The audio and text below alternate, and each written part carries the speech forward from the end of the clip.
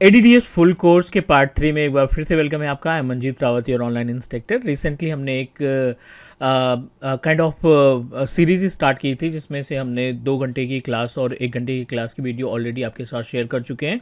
And this is last part, are you can say that third part of full course of active directory domain services with server 2022। और इस particular class में हम आपको guide करने वाले हैं about DNS, because DSCP तक का पार्ट हम ऑलरेडी डिस्कस कर चुके हैं। और इस क्लास में हम लोग बात करने वाले हैं डीएनएस के बारे में, और साथ ही साथ we are going to perform the task related to the server backup. ठीक है, हम इसमें एक्टिव डायरेक्टरी और विंडोज सर्वर बैकअप के भी पार्ट को कवर करने की कोशिश करेंगे, right. So let's talk about what are the components required, means क्या क्या सर्विसेज डीएनएस के साथ आपको आनी चाहिए। So I am going to start from very basic. पहला क्वेश्चन है what is DNS, right. You should know about DNS होता क्या है। और दूसरा हम बात करने वाले हैं about public DNS and private DNS, right. So we need to know about the gap between public DNS और प्राइवेट डीएनएस में डिफरेंसेस क्या होते हैं, वो आपको मालूम होना चाहिए। And third, we are going to talk about configure DNS, right, कैसे हम डीएनएस को इस्टेब्लिश करते हैं। Then will talk about DNS zone, जो डिफरेंट टाइप्स के जोन्स हैं उनको कैसे सेटअप किया जाता है। फिर हम बात करेंगे डीएनएस रिकॉर्ड के बारे में, कितने तरीके के रिकॉर्ड्स होते हैं। पब्लिक डीएनएस के लिए अलग रिकॉर्ड्स होते हैं और प्राइवेट डीएनएस के लिए सेपरेट रिकॉर्ड्स कंसीडर किए जाते हैं। हम लोग यहाँ पे बात करने वाले हैं डीएनएस क्वेरी के बारे में, और साथ ही साथ we are going to talk about forwarder DNS forwarder. ठीक है, सो ये सभी पार्ट्स डीएनएस फॉरवर्डर, इनके बारे में बात करेंगे। और सबसे लास्ट में डीएनएस से रिलेटेड कमांड्स, कौन कौन सी कमांड्स हैं जिसकी हेल्प से हम डीएनएस की ट्रबल शूटिंग का पार्ट परफॉर्म कर सकते हैं। अगर आपको डीएनएस के बारे में बिल्कुल भी आइडिया नहीं है, you are just trying to understand, आपको सिर्फ इतना पता है कि DNS can help us to resolve the name to IP and IP to the name, ये वीडियो आपके लिए यूजफुल होगी अगर लास्ट तक देखते हैं आप। तो ये 7-8 डिफरेंट पॉइंट्स हमने जो मेंशन किया है, I am going to show you everything with practical. Server 2022 का ऑपरेटिंग सिस्टम हमने इंस्टॉल किया, उसमें हमने एक एडीडीएस इंस्टॉल किया है और उस एडीडीएस के साथ डीएनएस की सर्विस ऑलरेडी इन्वॉल्व है। So I am going to guide you the practical use, और साथ ही साथ we are going to talk about कि ये जो पब्लिक डीएनएस है किस तरीके से उसको लाइव किया जाता है किसी वेबसाइट के लिए, किसी मेलिंग सर्विसेज के लिए। So start with first topic, what is DNS. As per the name suggest, आप बोल सकते हैं DNS is upgraded version of WINS। ठीक है, पूरी हिस्ट्री समझने की कोशिश करते हैं कि जब डीएनएस नहीं था तो किस तरीके से नेम रिजोल्यूशन किया जाता था। सबसे पहले नेम रिजोल्यूशन के लिए you know very well about एक होस्ट फाइल होती है, राइट। विंडोज़ ऑपरेटिंग सिस्टम में एक होस्ट फाइल होती है और इस होस्ट फाइल के अंदर आप मैनुअली चीज़ों को मेंशन करते हैं। जैसे ये अपने पास विंडोज़ बेस्ड मशीन है, और अगर मैं इसके पाथ की बात करूँ, अगर इसके लोकेशन की बात करूँ, तो you should open C drive, मतलब जो हमारा ऑपरेटिंग सिस्टम की ड्राइव है उसको हम ओपन करा लेते हैं, और उसमें विंडोज़ में जाना है, सिस्टम 32 में जाना है, ड्राइवर्स में जाना है, और it will give you the information about host file. जब डीएनएस नहीं था या डीएनएस से टास्क हम नहीं परफॉर्म करते थे, तो we are using this particular file system 32। Windows के अंदर आ गए और यहाँ पे सिस्टम 32 पे जाओ आप। सिस्टम 32 जाने के बाद you just need to open driver नाम का एक फोल्डर होगा यहाँ पे। So you just need to open drivers के बाद ETC के बाद आप देखिए होस्ट यहाँ पे दिखाई पड़ रहा है। ये प्रॉपर पाथ हुआ आपका, like C Windows system 32 drivers and ETC।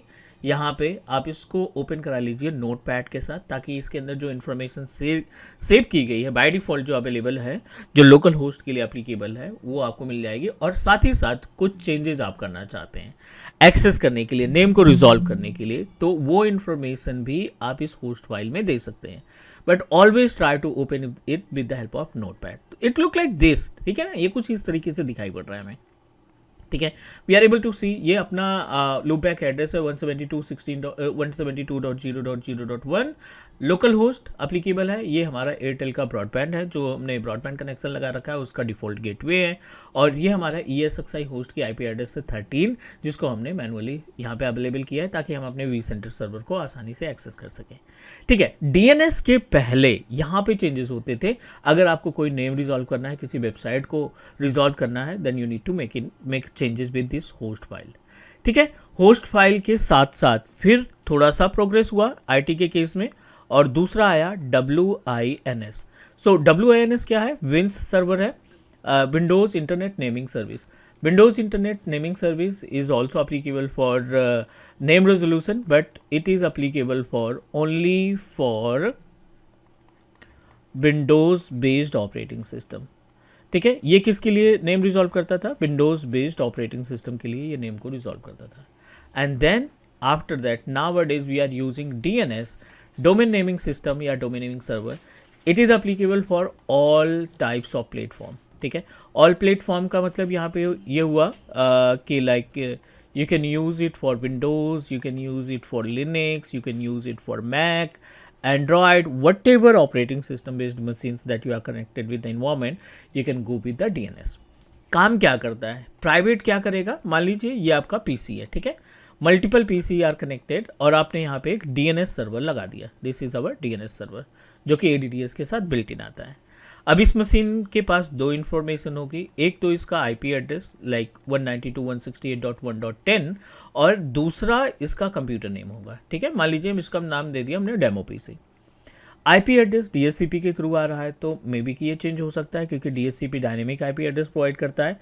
लेकिन कंप्यूटर नेम को रिप्लेस करने के लिए, कंप्यूटर नेम को चेंज करने के लिए आपको मैनुअल स्टेप्स इस्तेमाल करने पड़ेंगे। DNS क्या करता है? नेम टू IP और IP to the name, vice versa, ये नेम को रिजॉल्व करता है, ताकि अगर आपको IP एड्रेस नहीं मालूम और आपको कंप्यूटर नेम पता है कि इस पर्टिकुलर मशीन का नाम ये है, तो आप उसके थ्रू अपनी सर्विसेज को डिस्ट्रीब्यूट कर सकते हैं। कोई भी डेटा ट्रांसफ़र करना है, कोई भी सर्विस एक्सेस करनी है, that you can easily perform the task with the help of name of device. ठीक है, तो ये टास्क हो गया प्राइवेट DNS का, जो विद इन द प्रोमाइसेस होता है। अब पब्लिक DNS की बात करें तो as per the name suggest, पहला और इम्पॉर्टेंट पार्ट, पब्लिक DNS जो होता है, राइट, ये it's a kind of paid service. ठीक है, ये क्या है? पेड सर्विस है। Means you have to buy the name. Multiple registrar are available in the market. GoDaddy का नाम सुना होगा आपने, जो godaddy.com से डोमेन परचेज करते हैं। होस्टिंगर का नाम सुना होगा आपने, ठीक है, या नेमचीप का नाम सुना होगा आपने। सो ये जो नेम है, ये डोमेन सर्विस प्रोवाइडर्स हैं, ये डोमेन हमें सेल करते हैं और साथ ही साथ होस्टिंग प्रोवाइड करते हैं। ये पेड है, हर साल आपको रिन्यू कराना पड़ेगा, और इसका इस्तेमाल किया जाता है द पर्पज़ ऑफ होस्टिंग। इसको इस्तेमाल करते हैं किसके लिए? होस्टिंग पर्पज़ के लिए, ईमेल के लिए। लाइक आप ईमेल सर्वर इस्टेब्लिश करना चाहते हैं, आप एप्लीकेशन होस्ट करना चाहते हैं, आप अपना वेबसाइट इस्टेब्लिश करना चाहते हैं, so you can perform the task with the help of this public DNS। Is all right. उम्मीद है आपको DNS के बारे में अच्छा खासा आइडिया लग गया होगा, पब्लिक और प्राइवेट DNS के बारे में आपको आइडिया लग गया होगा। And now let's proceed with configure DNS, right. So configure DNS के लिए again I am going to use my on premises setup that I establish. ये आप देखिए, एक क्लाइंट मशीन है, विंडोज़ 10 पे रन कर रहा है, right, and I am just going to open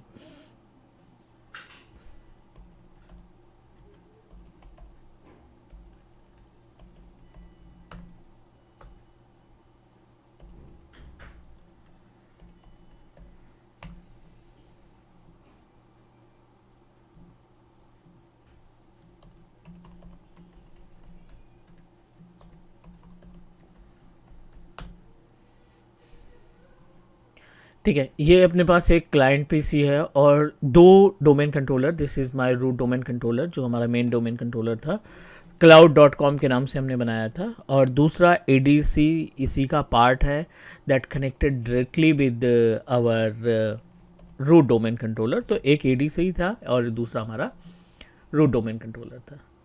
DNS service automatic install हो जाती है जब भी आप अपने इन्वायरमेंट में, जब भी आप अपने इंफ्रास्ट्रक्चर में एडीडीएस सर्विस इंस्टॉल करते हैं तो ये ऑटोमेटिकली इंस्टॉल कर देता है, ठीक है। I am going to click on tools, go to the DNS option and in the DNS part we are able to see multiple options are available. We are able to find the option related to the forward lookup zone and reverse lookup zone, ठीक है।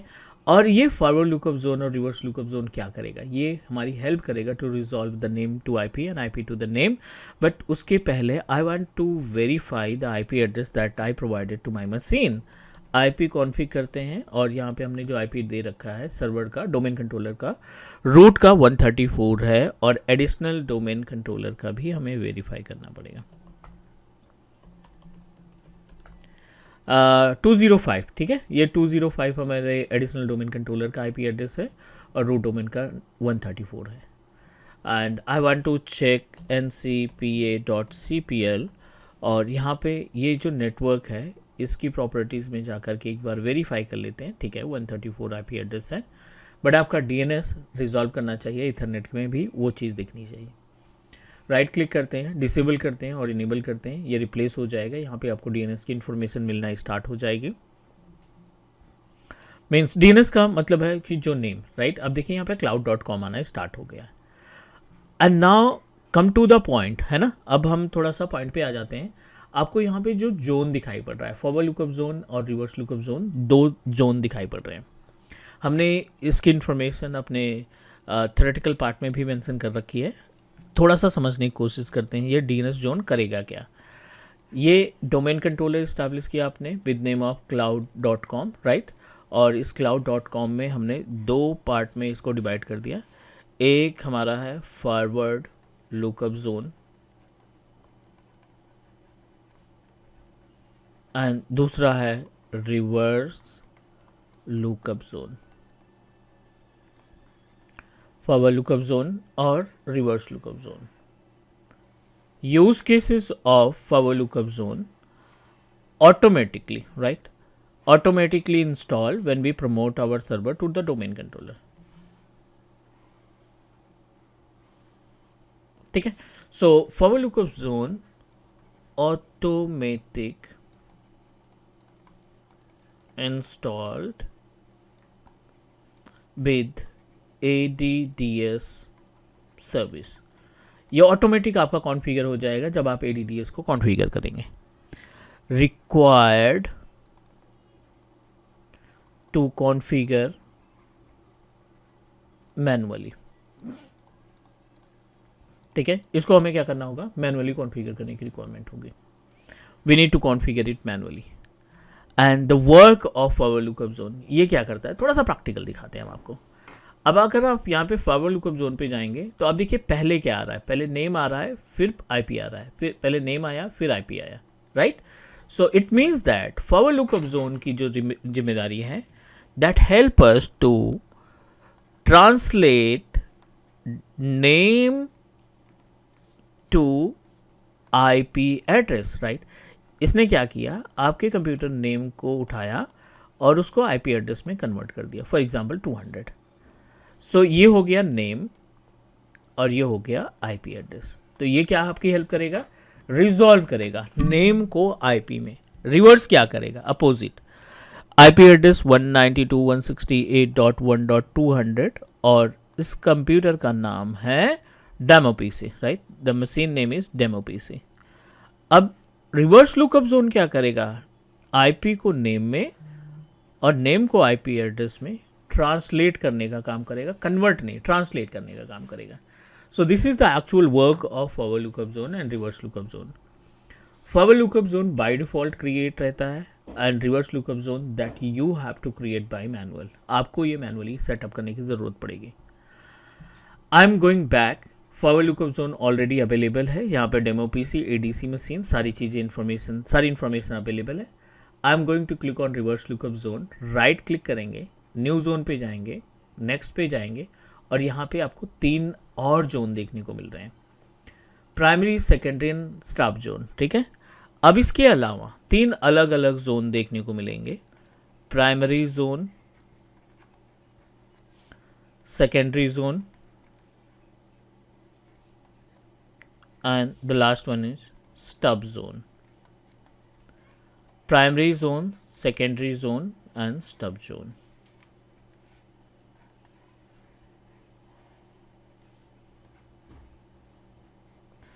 Alright, so ये तीनों zone आपके कब आएंगे? जब आप reverse lookup zone create करेंगे तो ये जोन की इंफॉर्मेशन मिलेगी. प्राइमरी जोन की जो रिस्पॉन्सिबिलिटी होती है, the work of primary zone, try to understand the usage. Create a copy of a zone that can be updated directly on the server. जैसे आपके एनवायरनमेंट में कई सारे डोमेन कंट्रोलर अवेलेबल हैं, एडीसी है, रूट डोमेन कंट्रोलर है, और हर एक पे डीएनएस की सर्विस एक्सेसिबल है, right? And you are trying to set up DNS zone on ADC2. तो जो अगर प्राइमरी जोन पे ADC2 पे अगर आपने रिकॉर्ड को कॉन्फ़िगर किया तो वो सिर्फ उसके लिए रहेगा, बाकी दूसरे सर्वर्स पे जो ADC1 है या रूट डोमेन कंट्रोलर है या ADC3 है उस पर उसकी इन्फॉर्मेशन नहीं जाएगी. सेकेंडरी जोन का काम थोड़ा सा अलग है, एक तरीके का ये आपको रेप्लिका क्रिएट करके देता है. Create a copy of zone that exist on another server. मतलब एक जगह पे आपके इन्फॉर्मेशन है क्लाइंट की कि 10 क्लाइंट हमारे साथ जुड़े हुए हैं, उनका ये नेम है, ये उनका आईपी एड्रेस है, उसकी सारी डिटेल को कॉपी करके दूसरे वाले सर्वर पे कंटेन कर देगा, दूसरे वाले सर्वर पे प्रोसीड कर देगा. इसको फॉल्ट टॉलरेंट के तरीके से आप इस्तेमाल कर सकते हैं, इसको आप बैकअप की तरह से इस्तेमाल कर सकते हैं और लोड बैलेंसर के रूप में भी इस्तेमाल किया जा सकता है. स्टब जोन क्या है? Create a copy of zone contain only name server. ठीक है, ये जोन क्रिएट करता है और ये रिस्पॉन्सिबल होता है जितने भी नेम सर्वर हैं, ADC, CDC, BDC, RODC, whatever server, GC, जितने भी सर्वर्स आपने इस्टेब्लिश कर रखे हैं उनको कंटेन करने की रिस्पॉन्सिबिलिटी स्टब जोन की होती है. तो अभी के लिए हम प्राइमरी पे चलते हैं, नेक्स्ट पे चलते हैं. यहाँ पे आपको नेटवर्क एड्रेस देना है, जो मशीन की IP एड्रेस को आपने नेटवर्क ID प्रोवाइड कर रखी है. अब how to know about the network ID? So उसके लिए आप CMD पे जाओ, IP config पे जाओ, और ये जो लास्ट वाला पॉइंट है, क्योंकि C क्लास की IP एड्रेस है तो 3 नेटवर्क के लिए हो गए, एक होस्ट के लिए हो गया. 192.168.152 ये आपका नेटवर्क एड्रेस हो गया, ये आपका डिवाइस ID हो गया. तो नेटवर्क ID आपको देनी है, ना कि डिवाइस की IP एड्रेस. सो हमने सेम मेंशन किया, नेक्स्ट किया, नेक्स्ट किया और इसको कर देते हैं क्रिएट. अब अपने पास फॉरवर्ड लुकअप जोन और रिवर्स लुकअप जोन दोनों रेडी हो गए. एक छोटा सा पार्ट और आपको फॉलो करना है. ये जो ADC है, जो मशीन अभी दूसरी रन कर रही है, आप इस मशीन की प्रॉपर्टीज़ पे जाओ या किसी भी कंप्यूटर की प्रॉपर्टीज़ पे जाओ और उसमें अपडेट एसोसिएटेड पॉइंटर रिकॉर्ड. ठीक है, पॉइंटर रिकॉर्ड क्या होता है? जो आपके इस मशीन की इंफॉर्मेशन को अपोजिट डायरेक्शन में यहाँ पे सेव करने का काम करेगा. Not only for this machine, जितने भी कंप्यूटर्स रहेंगे सब धीरे धीरे यहाँ पे अपडेट हो जाएंगे. यहाँ पे पहले IP आ रहा है और दूसरा बाद में कंप्यूटर नेम आ रहा है. यहाँ पे क्या था? पहले कंप्यूटर नेम आ रहा था, बाद में IP एड्रेस आ रहा था. तो ये क्लियर हो गया कि फॉरवर्ड लुकअप जोन और reverse lookup zone both are responsible to perform the task of name resolution. Name को रिजॉल्व करने के लिए इन दोनों मेथड का इस्तेमाल किया जाता है. इनकी हेल्प से हम अपने इंफ्रास्ट्रक्चर में डोमेन के नेम को रिजॉल्व करते हैं. रिसोर्सेज के जो भी हमारे पास क्लाइंट मशीन्स हैं जो कनेक्टेड है डोमेन कंट्रोलर से, उनको हम रिजॉल्व करने का काम करते हैं. All good, this is about the name resolution. और अगले पॉइंट पे चलते हैं. अब अगला स्टेप क्या है? यहाँ तक तो सारी चीज़ें हो गई. अब अगला स्टेप है कि कुछ कमांड एग्जीक्यूट करो. आप CMD चलते हैं. पहले तो हम इसका नेम देख लेते हैं कि क्या ये रिजॉल्व कर रहा है. ncpa.cpl में इसका इथरनेट रिजॉल्व होना चाहिए. मैनुअल IP एड्रेस है, लेट मी वेरीफाई. और यहाँ पे हम प्रीफर्ड DNS नहीं दे रखे हैं. 192.168.152.134 8.8.8 डिसेबल करते हैं और इनेबल करते हैं.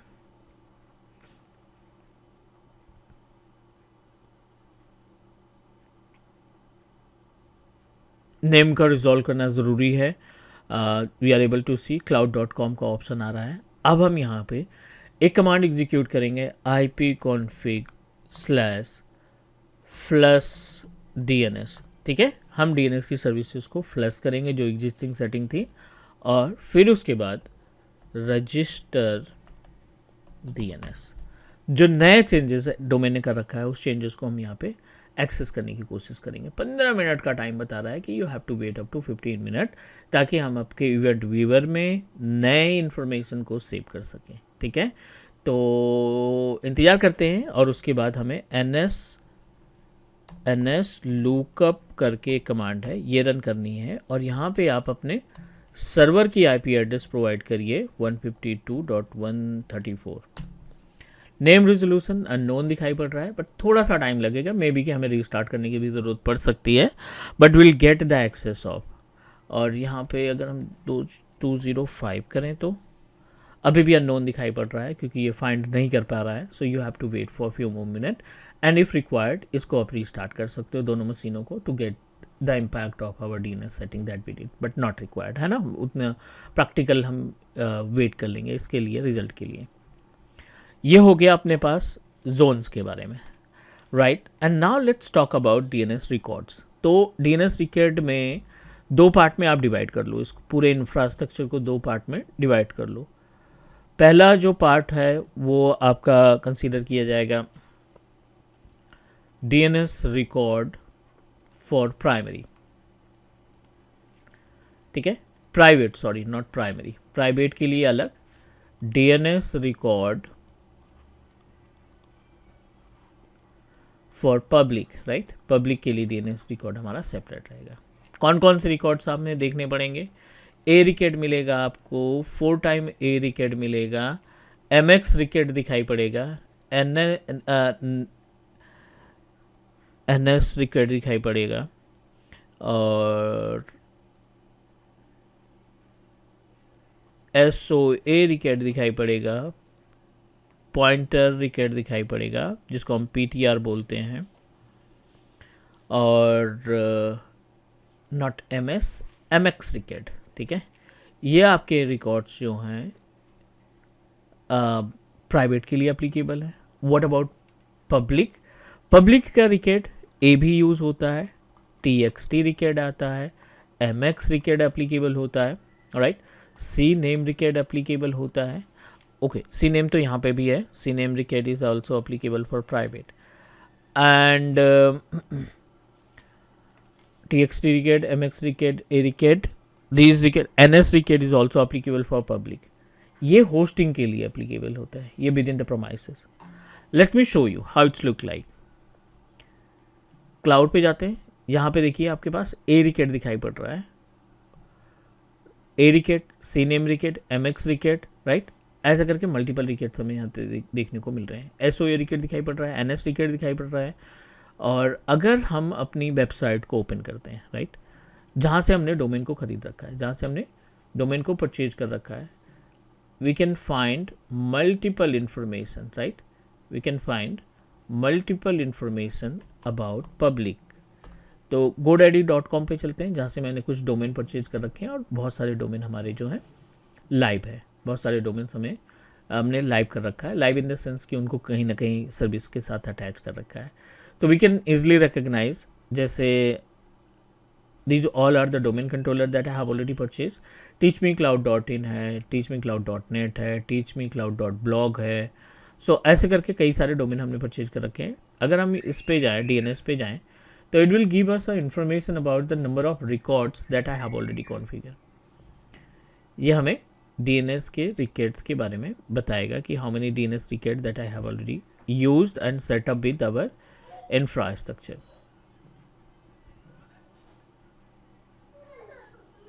So you should wait for a few more minutes. Let me find it.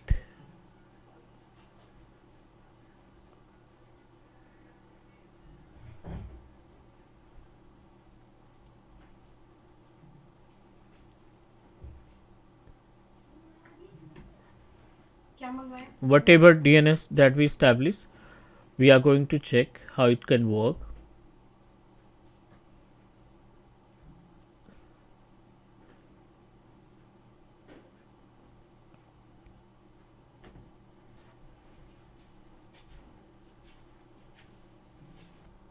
Public DNS की प्रॉपर्टीज़ ओपन करने के बाद जब आप ऐड न्यू रिकॉर्ड्स पे क्लिक करते हो ना, तो आपको ये लिस्ट प्रोवाइड करता है कि AAA 4 time A, C name, TXT, SRV, CAA, NS, HTTPS, ये सारे रिकॉर्ड्स आपके अप्लीकेबल होते हैं पब्लिक के लिए।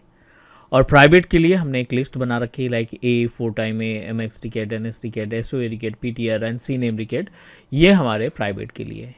This is applicable for IPv4 की मशीन के लिए, ये IPv6 मशीन के लिए, ये ईमेल सर्वर के लिए, अगर आपने ईमेल सर्वर यानी एक्सचेंज सर्वर सेटअप किया है तो उसके लिए, ये नेम सर्वर मतलब जितने नंबर ऑफ सर्वर्स आपने इस्टेब्लिश किए हैं, ADC, PDC, BDC, CDC, what ever server that you establish, उनकी डिटेल्स को ये कंटेन करके रखेगा।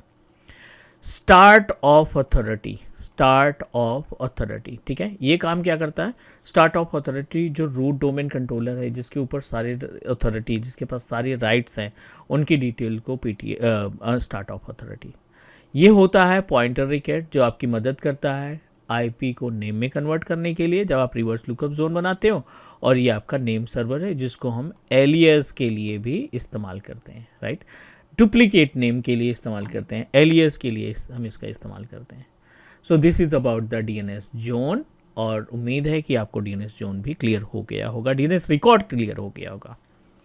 अब बारी आती है DNS क्वेरी की, उसके बाद कंडीशनल फॉरवर्डेड और कमांड हमने देख ही लिया है। DNS query, this is really important, मतलब ये एक सिंगल वीडियो आपको कंप्लीट DNS के लिए इनफ रहेगी। कोई भी क्वेश्चन पुटअप करता है इंटरव्यूअर, ये सिंगल वीडियो आपके लिए इनफ है, राइट। सो DNS क्वेरी की बात कर लेते हैं। एज वी डिस्कस्ड, आप अपने इन्वायरमेंट में मल्टीपल डोमेन कंट्रोलर इस्टेब्लिश कर सकते हैं। This is our PDC, primary domain controller, और ये आपका ADC1 हो गया, ये अपना ADC2 हो गया, ठीक है। All are connected to each other. अब कोई क्लाइंट बंदा है, राइट, उसने अपनी क्वेरी एग्जीक्यूट की, both are connected to same environment, ठीक है, all are connected with the same network environment like this. ये क्लाइंट PC है, एंड अगर इसने कोई क्वेरी जनरेट की, कोई क्वेश्चन पुटअप किया, अगर आपकी क्वेरी इमीडिएटली रिजॉल्व हो जाती है, इसने क्वेरी की और ये क्वेरी को रिजॉल्व कर दिया, तो ये आपका कंसिडर की जाती है इटरेटिव क्वेरी। इसको क्या कहते हैं? इटरेटिव क्वेरी के नाम से जानते हैं।